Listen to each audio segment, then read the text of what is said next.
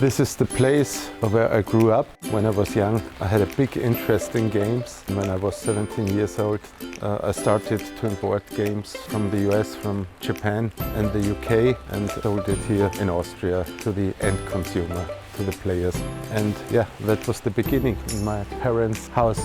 I told a couple of people, including my teachers, that I will start straight after finalizing the school my own games business. Everybody thought, okay, I'm completely crazy.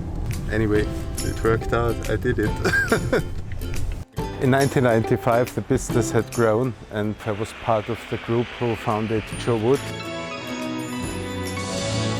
I founded the company together with 3 creatives and I was responsible for all the commercial part. This is the headquarters from JoWood from 1995 until 2006.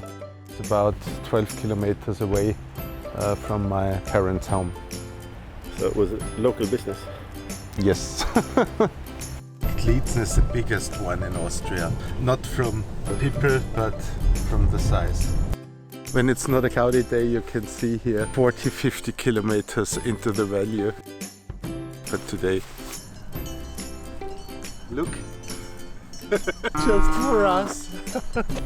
I'm from the countryside, yeah, but I'm not a country boy. JoWood was in the end of the 90s and the early 2000s an important player in the German-speaking region. We had a lot of successful games, Industry Giant, Alien Nations, Gothic, the Wingefors series. In the year 2000 we made an IPO at the stock market in Vienna. We raised about 25 million euros, which was a good success at this time. This is an old video from the Austrian TV. We talked about our ambition during the IPO phase of JoWood. Funny to see that. It's a long time ago. When I started in '89, I had a really passion for games and it was gone. So I decided I need something else. So I looked at other industries, other businesses, but I decided to come back in 2008, where I invested into a small Munich games publisher. Then in 2011, JoWood became insolvent and there was a bidding process in Vienna. We decided to bid for the assets. It was very clear to me that the assets of JoWood were very valuable. During the long years of his reign, he was able to defeat all foes of his realm, all except one. There was only one other interested party, a guy called Lars Wingefors from Sweden. I've never heard of him before. Lars had more money and so he bought all the assets. That was a great deal. A few years later I joined Koch Media as business development director. In that position I'm responsible for the games portfolio. All new titles goes over my table, so I'm back. I really enjoy being so close to games again. Usually I'm traveling every Tuesday morning from Liezen to Munich. It's about a 3 hours drive. Return back Thursday in the late evening.